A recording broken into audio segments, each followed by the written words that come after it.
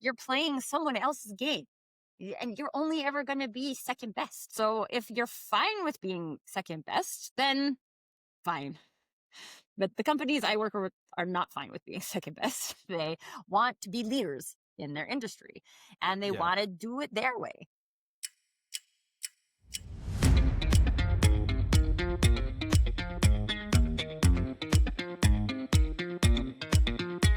Welcome to the Sixsess Consultancy's Just Great People podcast, the podcast that introduces you to ordinary people who've done extraordinary things. My name is Barry Eustance, and I'd like to introduce you to today's guest.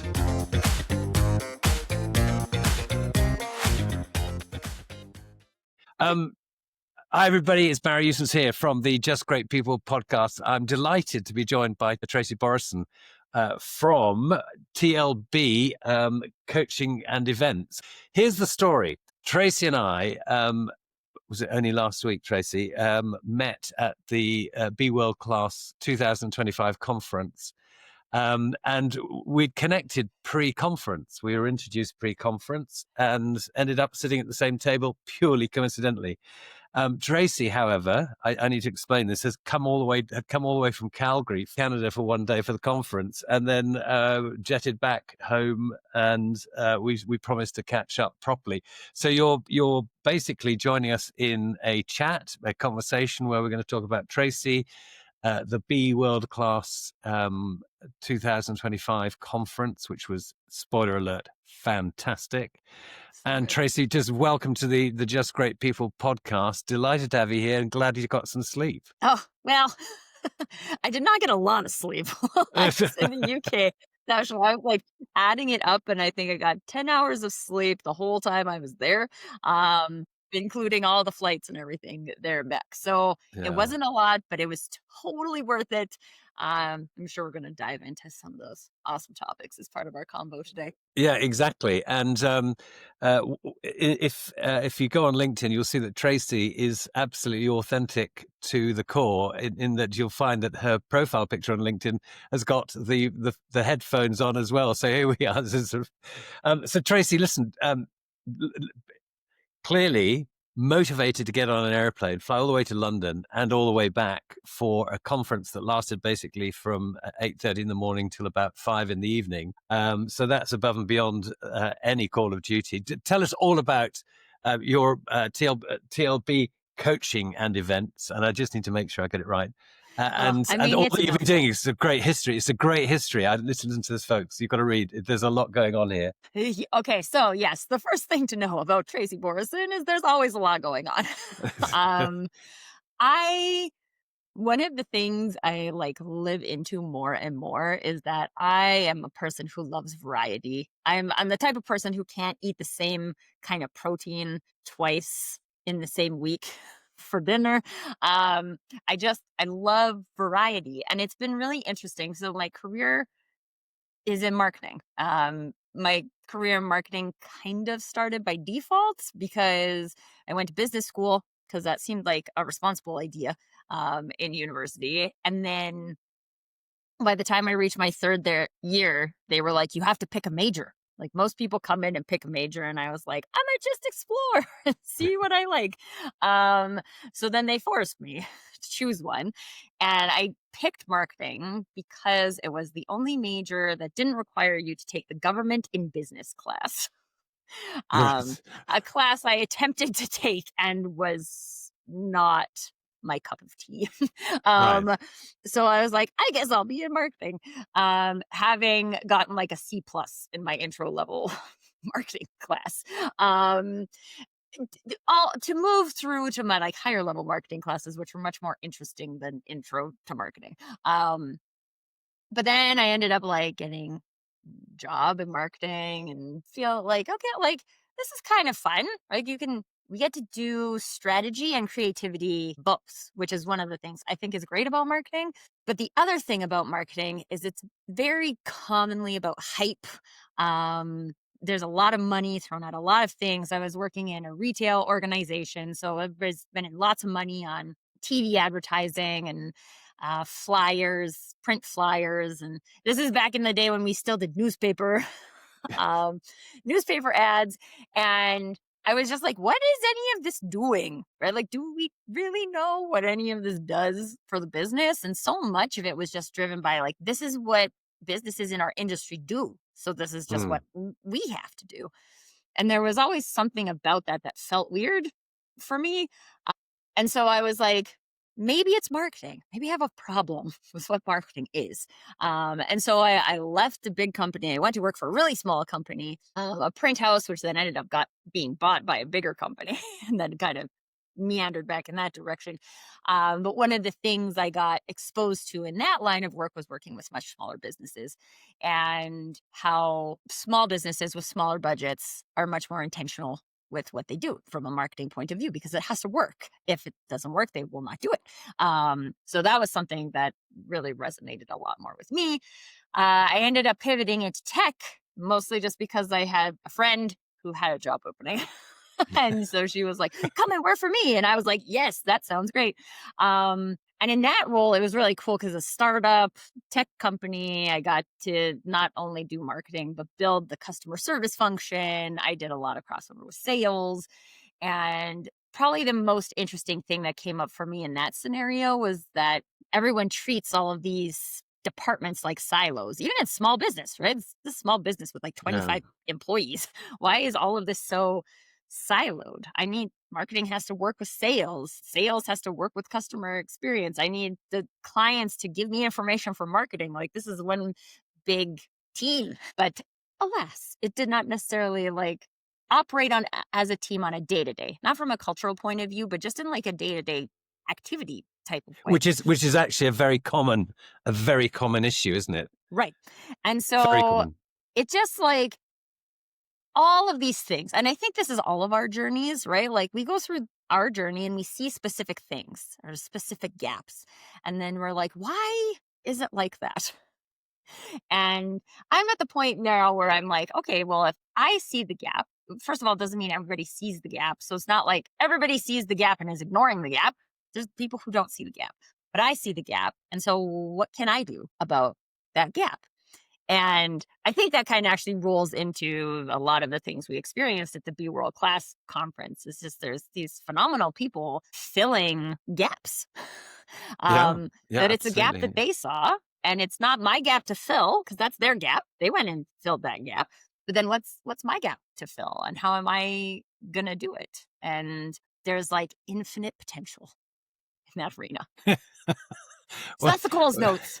yeah, well, that's covered the LinkedIn profile. But it's actually, I mean, it's so much the case, isn't it? That particularly for small, well, I say particularly, but smaller businesses don't have the fat on the bone to Right, burn budget, do they? right. And in fact, every dart has to hit the target pretty well, and it's so difficult Mhm. for organizations. You come into business. Um, you know, I mean, when I started out in business back in the 80s, you put an advert in the back of the local paper or in the industry magazine, kaching, you're away.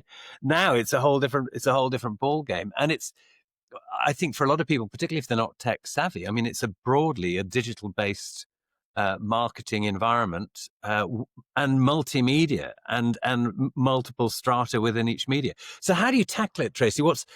So when with your own business, um, you, and we'll come on to sort of the gaps that were filled in the Be World Class conference, because those are fascinating, about people who took on seemingly impossible things and succeeded and actually motivate other people to come and do the same thing. But we'll come on to that. In your day-to-day activity, Tracy, what is it that you see that you bring and that organizations need from a value perspective? Well, I mean, at the end of the day, it's really perspective. Um, as I mentioned, like it's very easy to just get caught up in doing. And I think specifically in marketing, there's so much information digitally about things you can do.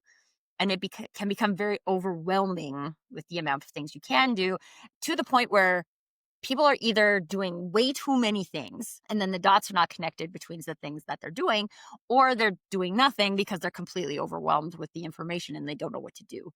And so I like to call myself an authentic marketing advisor from the perspective of helping people and businesses understand what would they do. So how do you show up and build relationships with your clients today? How do you serve them? How do you like to help? Why what gap does your business exist to fill? And how can we harness that level of connection into what we do from a marketing point of view?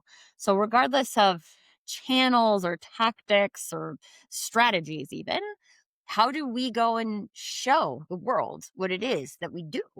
And this is what we do on a day to day. So how do we show people that? How do we demonstrate our ways of being for people? And when you start to look at it that way, it starts to become very obvious about what platforms match that, what channels match that, what efforts match that, how you might follow up to those types of things.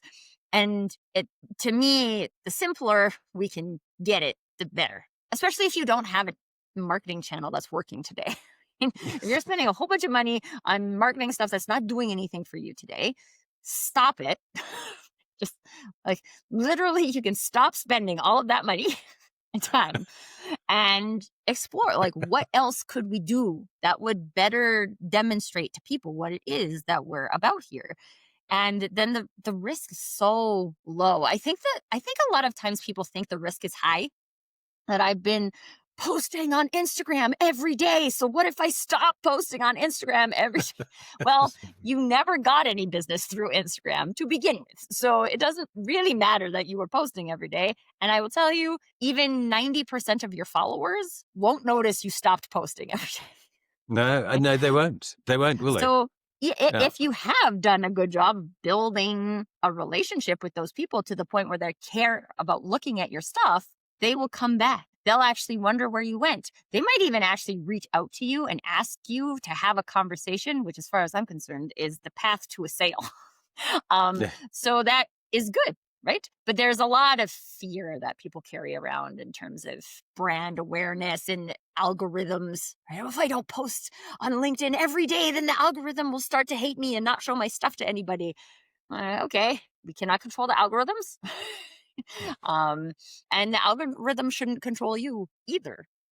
So Yeah. how do we just like take away all of the layers of the unhelpful information and get back to the core of this is what we would do. Here's how we do it. If our competitor doesn't want to do it that way, that is fine. We don't have to do exactly what our competitor does. We just have to be known in the market. And I do a lot of work with B2B tech companies because I came from a B2B tech company. And it's just, I think the strategy is find who's the leader in the industry and copy everything they do. What you mean is that the strategy? Is that, you think, other people's strategy, or is that the strategy that you propose? No, I No, do not no, propose no, that. To exactly. make No, that no. 100% clear, I think Remember, that's the common strategy. yes, And it exactly. is an easy strategy because it's easy to see what someone else is doing. And then it's easy to say, okay, well, they're keyword optimizing for these keywords. We'll keyword optimize for the same keywords. But now you're playing someone else's game. And you're only ever going to be second best. So if you're fine with being second best, then fine. But the companies I work with are not fine with being second best. They want to be leaders in their industry and they Yeah. want to do it their way. And a lot of times they don't know what that is because we spend so much time learning other people's ways and trying other people's ways and then learning that that doesn't And work. also, I Well, mean, I don't know my Tracy, way. it has to be said that a lot of people sort of blunder into it and kind of Mhm. click on an ad channel and start following it blindly without necessarily considering what the implications are, or indeed any real perspective how much it's going to cost to get a conversion, how many you're going to get. I mean, I had a client who rang up and said, "Well, look, I've had 100,000 impressions, but no customers. Who are you marketing to?" And we actually concluded, paradoxically, in the whole wide world, that client base is probably no more than 10,000 people in a very niche market, Right, and with a very niche capability. And suddenly the focus changed dramatically. right. And Well, and so how do you even approach it? in like, I would just also say on that point, like, let's look at 100,000 impressions. Okay. I don't think anyone would say that 100,000 impressions is bad, but 100,000 impressions in front of the wrong people, not helpful. That's not going to take us to the right direction. Two, what I think people miss about impressions is that just because I've seen it doesn't mean you've given me anything to do. So, like, this is the biggest place where ads fail is that people will be like, oh, this many people saw my, yeah, okay. And maybe your ad did a really good job of creating curiosity. But then what you asked people to do was jump right to problem solving. Your order of operations is not correct. Okay. Or there's Right. pieces of the puzzle that are missing. So you help people get to this stage, but now you're asking them to jump to like stage 10. And so they're saying no. Well, that makes sense, right? So let's not ask them to jump to stage 10. Maybe we can use ads as part of the strategy to get to stage 1, but then we need a rest of a strategy to get from 1 to 10. We can't assume that we can go from 1 to 10 with a jump. And so, like, I see this all the time in marketing that it's connecting of the dots that is the challenge, is the missing piece instead of people. I mean, if all of your dots were connected, you would have a funnel. You'd be able to show that people can move all the way through this set of activities to get to a sale. If you can't, if you're like, I'm doing this and I'm doing this, and like there's some combination of these things that ends up working, like, okay, we can cross our fingers and use hope and luck as a strategy, or we can actually go back and say, like, okay, how do we help people go through this journey? How do we identify people who are intrigued and versus the people who have a problem that needs solved today? How are we using our marketing activities to help us identify those people? How are we using conversation? How are we using our listening instead of just our telling, which is very common in marketing, Hmm. to bring people along a journey with us? I think that's worth reiterating. Using our listening rather than our telling. Yes. It reiterates something I said to someone recently, that actually, your ears and your eyes are a very powerful medium for actually A, establishing a relationship, and B, also making a or closing a deal. Do you want to build that out, Tracy? Because it's something that accords with me. Some things, if we just a quick summary of where I think my understanding is. Remember, I sit in the corner asking the questions I hope our readers and viewers will want answers to. Um, what I think you're saying is that, right, first of all, keep it simple. Secondly, don't burn budget. Thirdly, don't do necessarily what the your competitor's doing, or even the apparent lead in the competitive environment is doing. Create your own niche. Ensure that you actually have a strategy that is, it's by connecting all the dots, you build the funnel. That funnel is strategized. It's not just a hodgepodge of things and hope. It's not a bunch of hopes and dreams pinned together. I just made that up. Yeah. So it's Very not just a bunch accurate, of. though. There you go. And it has a beginning, middle, and an end, and it's all strategized. And you don't actually make the leap from beginning to end so wide, so difficult, so complex to understand, or so imponderable to the person with whom you want to have the relationship, that they actually never make it. And remember that impressions are broadly vanity metrics. They give you a certain amount of data, but bottom line is it's who you make the sales to that's really important, and actually narrowing that funnel down to the right audience with the right message, the frictionless path through your funnel, is the way to make things happy. Is that fair? Yes. And I think as you describe that too, there's something for me that comes up in terms of like knowing people. Right? So we touched on listening, and when we listen and we exchange in a meaningful way, you create an opportunity to know people. And yes, the knowing, the level of knowing is different depending on your business model. So if you are selling a very low cost widget and you need to sell them in very high volume, then your level of knowing is going to be different than if you are selling high cost consulting services, right? In that case, your level of knowing needs to be much closer.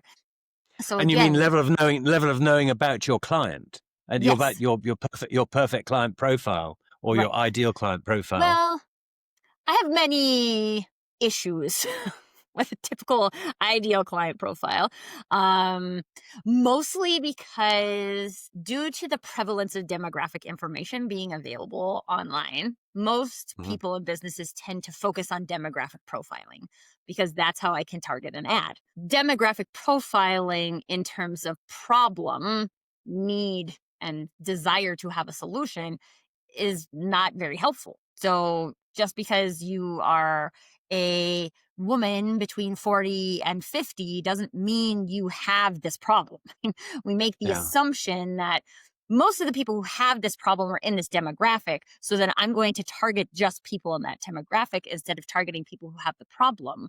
And I'm a much bigger fan of targeting people based on what they have already decided that they need. So I I think authentic marketing is a good example of that because most people aren't walking around in the world being like, I need to be more authentic.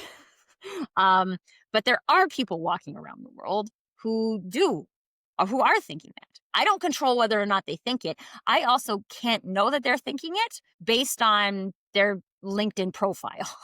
Okay? Mm. I can only know that if I get into a conversation with you. I start to share what I think authenticity is. You start to share about what that means for you. And then we can take that somewhere if it makes sense. And if it doesn't make sense, we can also be friends, refer each other, right? Like it doesn't, not everyone is your ideal client, and nor should they be. And I think a lot of times too, we try and take a demographic profile and turn everybody in that profile into a client. We start to use strategies. I will use air quotes on that one. Um, to educate. And really, what we're talking about is convincing, right? If I educate you enough, I'll convince you that you need to do this. And like, this is not how the human brain works, right? The more you try and convince me, the more resistant I become to your idea, unless I already shared that belief with you, in which case everything you say makes sense to me. And then I'm going to buy a solution from the person who everything they say makes sense to me. Right. Um, but And can Tracy, can I just ask a question? Because yes. you skipped over. Well, I skipped. You used it obviously in the flow of conversation. Authentic marketing, Mm. and for our dear listener and viewer, authentic marketing, is that a thing? Well, I mean, I made it up. So, yes, it's a thing. It's my thing. Right. And specifically, I also made up a definition of authenticity, which is doing or saying what you would do or say when you would do or say it. Right. And so if you extrapolate that to your marketing program, again, this is not like, it's not chasing a vanity metric. It is not jumping on something that's viral. It is not copying what your competitor does. It's doing what you would do. And so what would you do? What would you say? Is this I one of the greatest examples I think I have is I was working for an organization during the George Floyd murder years ago. And I'm in Canada, so because it was in the United States, it was maybe more of a uproar. And the company I was working for was like, "Oh, we need to jump on this. Black Lives Matter. Everybody's Black Lives Matter." And I was like, "I agree that Black Lives Matter. Also, our company doesn't employ anyone of color." And so we don't care about it on the day to day, but we're going to jump on the bandwagon from a social media point of view. And so then I was like, this is not my recommendation. My recommendation, we actually had a platform, voice notification platforms. Our everything we do is sharing voices with the world. And so I was like, instead, what we could do that would actually be in alignment with who we are as a business is we could not say anything. We could use that opportunity to have people who have something to say share their voices in that moment and just say, we are intentionally being quiet here for the next week so that the people who need to have their voices heard have a greater opportunity for their voices to be heard. And it was counterintuitive from the perspective of like, this is the bandwagon. Everybody's jumping on it. Everybody's hashtagging it. We'll never get found if people don't see us hashtagging it too. That's the chasing methodology. The opposite being like, this is what we're here to do. This is how we can use our brand values to support this mission. Let's do something that we would do instead of just chasing what everybody else is going to do. And it was honestly, from a marketing perspective, I wouldn't say like it didn't I couldn't say it generated leads or anything like that. What I can say is from a internal culture perspective, it like brought the team together in a substantial way. That was like really cool to see. And I'm a big believer that internal culture drives the external culture from a marketing point of view. So that also can only do something good. But again, is that what everybody should do? I don't like shoulds. Shoulds are not helpful. Um, if you're using the word should, especially from a marketing point of view, it's because someone else is doing it. And just because someone else is doing it doesn't make it a good reason for you to do it. You can see that they're doing it. You can take into consideration. You can try it on and see if that feels like something you would do. But if it's not something you would do, don't do it just 'cause your competitor's doing it. Or that you feel that you should. How interesting. And I get that. I mean, I think that's such a great vision that actually your internal culture needs to drive what your marketing looks like, and not the other way around. I mean, the culture is such a critical element of the organization, and how it is perceived externally. Um, and often it's forgotten, isn't it? You have these organizations that carry around this horrendous toxic culture, and then are projecting something completely different. And people, I think, do see that sheer, I'm going to create a new word as well, cultural sheer, that and that it's not authentic. It's And not this is authentic. where like brand experiences break. Um, it's theoretically easy to go out onto social media or websites to and say whatever you want. Yeah, especially now that we don't have to print anything. The cost, there was more thought put into how a company portrayed itself publicly when there was a cost to print. So when I had Yeah. to pay to get into a newspaper or pay to print flyers, that people think harder about what they want to put into that. In the digital space, this is not, the risk is non-existent. I can put something out there, I can change it tomorrow. Um, Yeah. and so less and less thought goes into what is going out into the market. And because we have so many technologies now that make it easy to create at volume, instead of even like going back and changing what's on our website, we just publish more, more. It's like very common for a website. I worked for a company whose website had 42 pages. 42 pages for a website, custom software company. What is on 42 pages?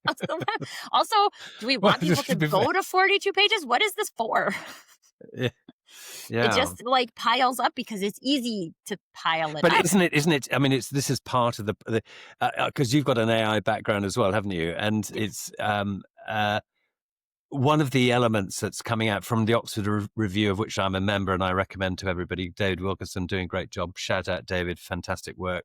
And they're really focusing on AI at the moment, and its effect is the effect on critical thinking. I.e., you go up to your AI, wherever it may be, whatever the interface may look like, and out comes an output, and off you go with it. And you can do that obviously in applications in graphic applications, and out comes a new thing that's a corporate banner or whatever, or a LinkedIn banner, and up it goes. And knowing and the level of thought, the level of critical thinking that is associated with that decision is is being reduced to the point that it's almost trivialized, and yet it is, since AI is hallucinating 10 to 15% of the time on some of the good ones, that you well, this isn't actually that's quite a high error rate, isn't it? I mean, I as a human, you as a human, between us, we've got about 2%. So if you're walking up to a machine and taking out what comes out as gospel, Mm. which I think is happening, isn't it, Tracy? It is, and I would say so. Like the challenge with AI, and I think this is a really easy way for people to look at it, is AI is an amplifier. It will amplify your behavior. So if your behavior lacks critical thinking, AI will amplify that. So something Yeah, that's really interesting, I don't know the causal, like, this is a chicken and egg scenario. Humans were lacking critical thinking, and now it's manifesting in AI. Yeah. So this has been a pattern already. It's not actually a pattern that AI created, it's a pattern that AI has amplified. So now that AI has amplified the problem, is clearer to us that, oh, we actually kind of had a problem with critical thinking. A lot of this originates in our education systems, right? We're not teaching people to think critically. We are teaching people to consume information and regurgitate information, Yeah. which is what our media is now based on too, right? Like, we don't have a lot of experts going out to the market and starting a conversation and telling people, like, I don't know. We have a whole bunch of people being like, this is what you should do, and I'm going to prod your pain until I convince you that I'm right and you need to do what I do. And like, this is not all of this. We receive this on the daily. All of that plays into a lack of critical thinking. None of it is teaching you, trying to flip the script to get into a critical thinking scenario. It's playing into that because that's what's real. And so we continue to go down this slide that is getting steeper and steeper towards idiocracy. And there's part of society that enjoys that, right? The more that people aren't thinking for themselves, the more it can control them. That Yeah. works in power politics. And so, as I'm not going to try and flip that. And so now I'm getting very philosophical, very political. But the point is, we build skills based on our behavior. A Yeah. lot of the behavior right now is not towards critical thinking. And if we took a minute, I'll tell you actually, because I was having a conversation with a friend of mine about this yesterday. We were talking about marketing strategies and platforms and things like that. And I was like, I won't do AI edited video. And so I do a live stream show. It's live and that's it.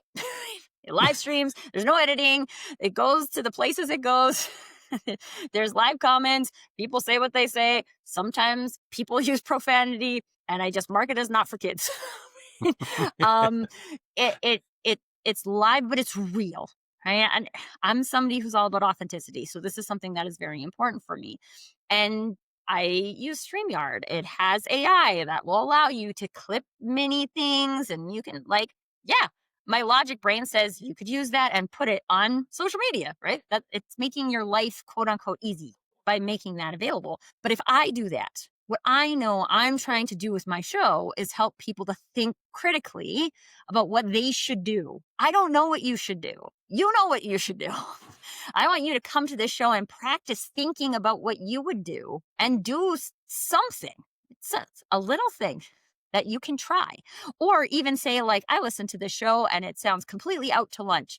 That is a practice in authenticity. That's you saying, this is what I heard and this is not right for me. That is what I want people to do. So anything that I do that doesn't tie into that, I shouldn't do.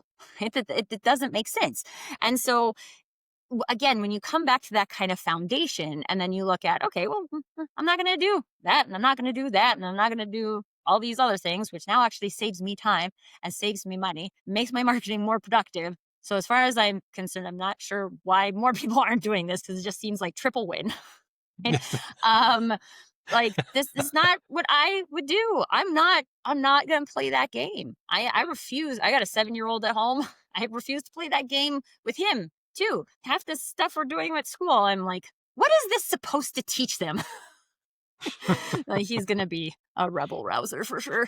But like, again, this is like based on who I am as a person. It's not like the thing that everyone should do, that Tracy's here and being like, everyone should be like Tracy. No, this is who I am. And so I do the things that are in alignment with who I am. I serve my clients that way. I serve my family that way. I serve my communities that way. And And you coach people that way. I do. You Yeah. coach people that way. Yeah. In authenticity and tell us about actually, I'm conscious of we need to also talk about the BWS, the Be World Class conference as well before we run into our 5th hour, which we could do easily. By the way, folks, if you're interested, it's 8:30 in the morning where Tracy is, and it's later in the afternoon where I am, and we we were drinking coffee like crazy at the Be World Class conference, and we're catching up because we said we'd catch up for a cup of coffee. This is actually coffee; it's not beer. I don't drink. So there we are. That's what's happening. But it's about authenticity, isn't it? Yes. And it's actually one of the principles that we have as part of the Sixsess Consultancy's value statement. And I mean, we mean it. It's bring yourself to work. It's be authentic. Bring yourself to work. It's you we're looking for. We're not looking for someone else. We're looking for you. Yep. And so, And tell me how the coaching works. yeah. So first of all, the interesting thing about that is it's easier said than done because most of us have grown up in and are currently living in environments that have told us who we should be, which means most of us don't have good clarity on who we are. So just be yourself, do what you would do, right? Again, it sounds very easy, but a lot of us are much more familiar with what we wouldn't do than what we would do. And so for me, I always call authenticity a practice as well, right? It's not something you either are or you aren't. It's a practice. It's a skill that you build by practicing it. It's like shooting a basketball free throw. You will get good at it if you practice it. You will not get good at it if you don't practice it. So I like to talk about the spaces I curate, especially part of the events part of my business is all about practicing authenticity. The practice gym of authenticity is what I usually call it. So we have to practice doing that. We have to practice being like, that's not what we would do. We have to practice saying things like, I don't know what I would do. Okay, what might you try? So, of all of these things that you've learned, what feels like something that might fit you? Because we don't know. We have to go try it on. So let's try it. Let's try it. And I'm like the queen of low to no risk trials. Which is one of the reasons I love social media because you can get free account on social media. Go try something for a week, right? It's free. It just took you a week and you can learn a lot about what you would do and what you wouldn't do. You can do live streams for free. And You you might really have a can. time Yeah. cap or don't go to the whole point of building out a podcast and paying tens of thousands of dollars to have someone create it and manage it for you if you don't know you're going to like it. Just go do a free live show on LinkedIn and see if you like it. If you like it once, try it again. If you like it twice, okay, now we might have something we can build on because it's something that you like. But my favorite thing, I think the most successful thing I see from my clients is when we come up with a test and we come back a week later, I do weekly marketing sprints. Like, what can we learn in a week? And come back and say, that did not work. Awesome. We can cross it off the list. We never have to do it again. Nobody's going to notice, right? Yeah. Even I have 13,000 followers on LinkedIn. Even for me, there's a billion users on LinkedIn. This is like a teeny tiny window. Nobody's going to remember. You're going to change your banner. Literally, no one's going to notice. Change it. Feel into it. Do you like it? Yeah. Do you not like it? Oh, I feel like this feels right. This feels great. Change it. Right. Building in this skill, this behavior of let's change it. Just test and evolve until you get to a thing where you're like, yes, this feels like a really good thing. This feels like I'm all about your digital presence being a mirror of who you are in real life. And so that's how the gauge I use is how does that feel like a good reflection of you? If it's not, how can we make it? Is it Yeah, the I way know. you're talking? Is what is it? Exactly, and I think that is such a profound statement, isn't it? It's a mirror of you, Mm, and I've been talking in podcasts recently about these sort of learn, build, measure, learn, pivot. Cycle, fail fast, fail quickly. Go on, go do it, but don't be frightened. Have a ball, and if it doesn't work, but don't bet the farm on everything, because the thing you thought of is probably not going to work. no, It might. You might get lucky. I mean, the guys at PayPal weren't. They didn't get lucky the first time out. They PayPal came because there were a couple of projects that weren't working. And the rest, as they say, is history. So, Tracy, listen, we covered a lot. We need to have another podcast quickly. We're running out of time on probably. this one. But that's right. Have another cup of coffee with it. It's fascinating. So, a quick summary. I think we've covered the the joining the dots, creating the funnel. We've talked about authenticity and that it's a practice. It's not a kind of, you're not sort of necessarily bestowed with authenticity, or some people might be, but it's like a muscle you develop. It's a thing you do. You practice it. Fail fast, fail quickly. Have a little sprint. Practice, experiment until it feels right. Let it be a reflection in the mirror. And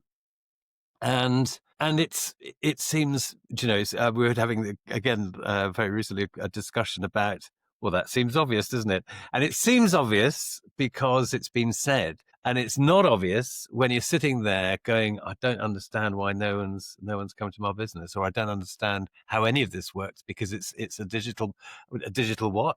You mean I can't put an advert in the back of the newspaper? Yeah, actually, yes, you can, but will it be effective?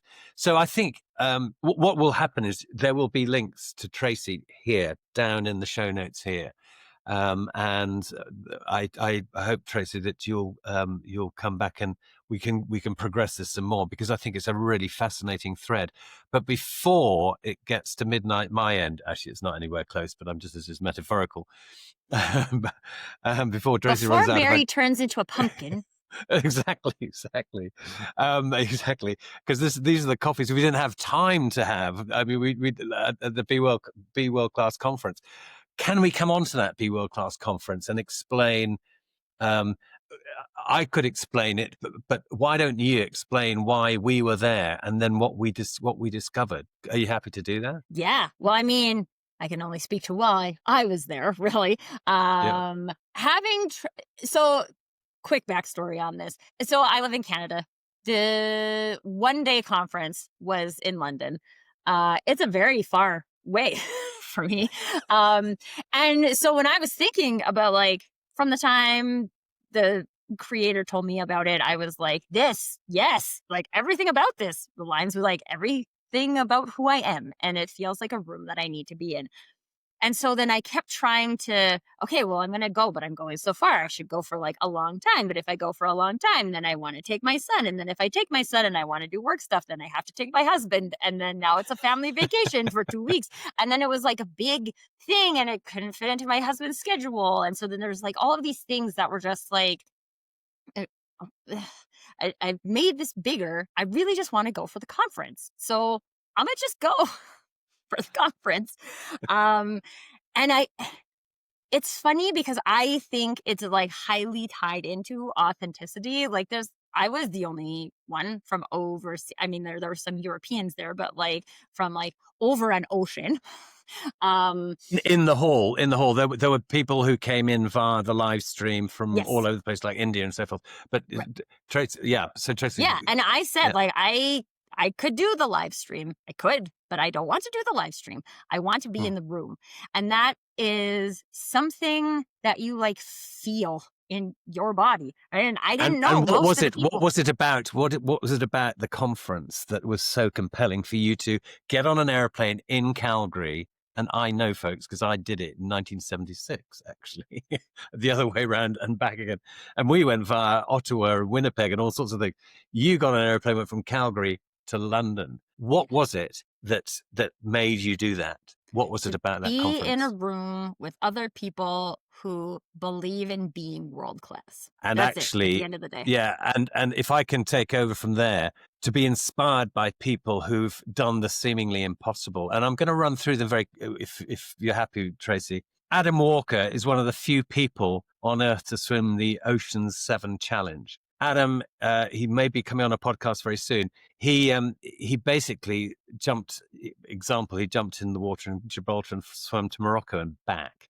And then in Hawaii, he got stung by a Portuguese man of war that caused him so much pain. He could only focus on the next 60 seconds. He just get through that. The pain was so severe. And he's unbelievable story. Martine Wright. Martine lost both her legs following the July 7th bombings in the UK. She was the closest survivor to the bomber. Lost both her legs, went on to be the captain of the Great Britain volleyball team at the 2012 Paralympics. These are the presenters there. There's Anne Daniels, who became the first woman to ski to both the North and South Poles, as you do. Anne had been working in a bank and suddenly went, yeah, okay, I'll do that. John Volanton, who was the If you've seen the documentary about the Thai cave rescue of the football team, 30 members of the football team, and how they basically found them. John was one of the guys who found them, and emerged, and they took the pictures. And then John was one of the principal architects of getting them out of there. Extraordinary story in terms of resilience, innovation, courage, and teamwork. And composure. Then there was Tony Underwood and Nick Parks. Nick's an Olympic swimmer. Tony's an international rugby player and a former airline captain and a personal friend of mine. And we flew together. And that they would about this is mental, having the biggest challenge they could both face. Imagine.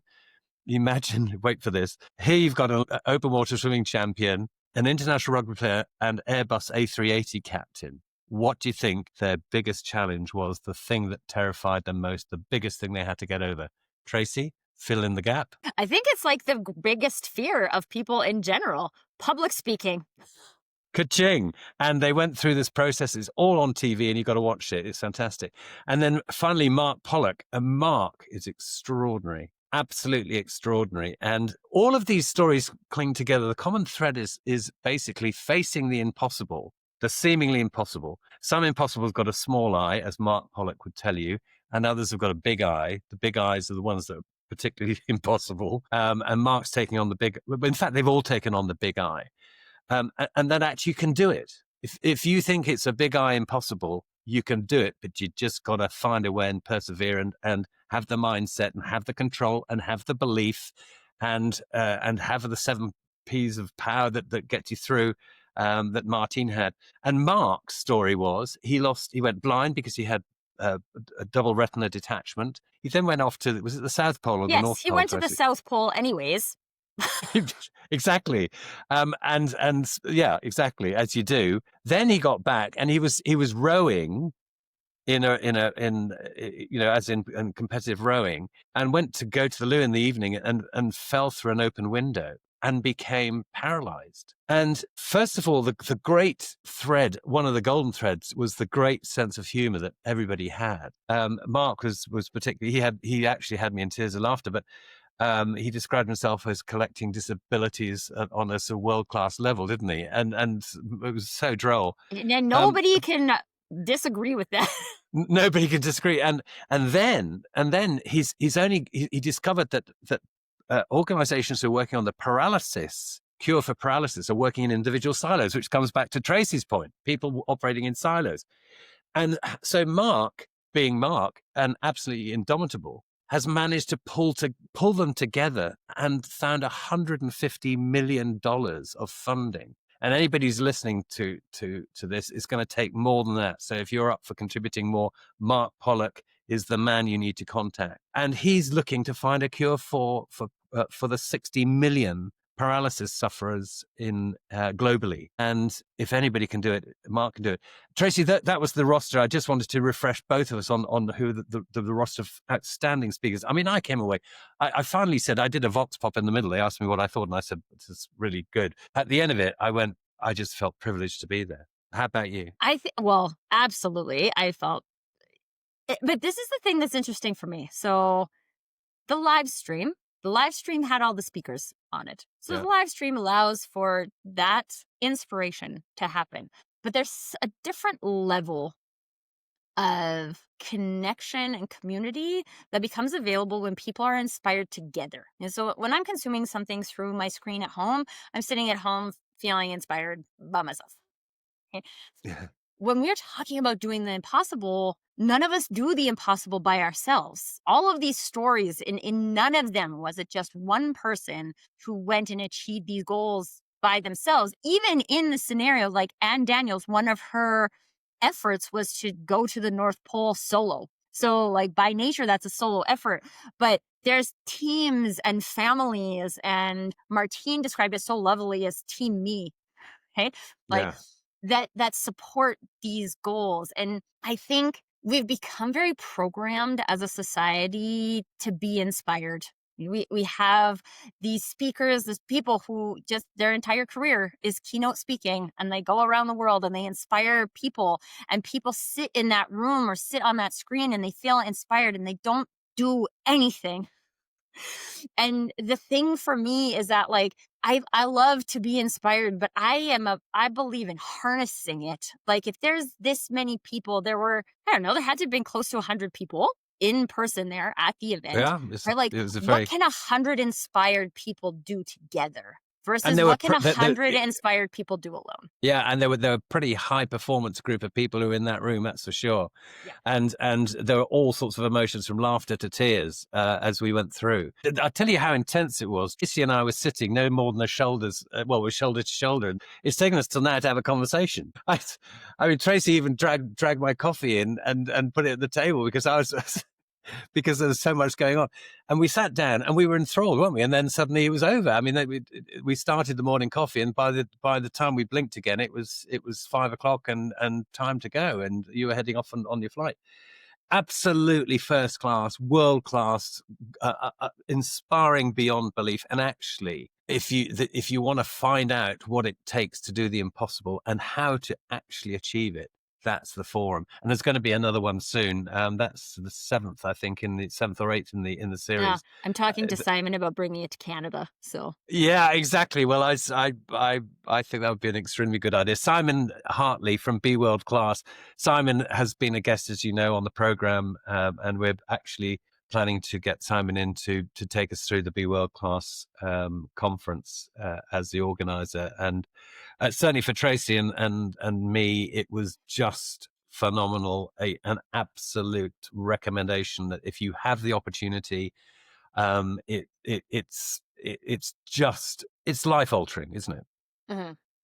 And I would just Um, say, like, even for, I think there's lots of different things that all of us can do with our time, right? So there's online things, there's in-person things. I would just encourage people to, like, when you feel called to be at a thing, don't ask too many questions. Just like choose it, and then like choose it for real. Even that's you guys. Fun fact, right? So normally a flight from Calgary to London would cost $2,500, and now I just tracking flights for months and months and whatever. And then the day I decided to go to the conference, I'm not turning this into a family vacation. I'm going for the conference. I want to go for the conference. I got a flight deal for like $860. Like this, the universe is available to help us to do these things. And when we tap into the things that we're feeling called to, and not all of us are called to the same thing, we're not supposed to be called to the same thing. But when you can really start to pay attention to those things you're feeling called to, allow yourself to be called there, and then don't let a day of marvelous inspiration, which is what it was, be just a day of marvelous inspiration. How are you going to take that and impact your work? How can you take what you learned and share it with your clients? How can you create new collaborations, new partnerships? How can you create new opportunities and new possibilities?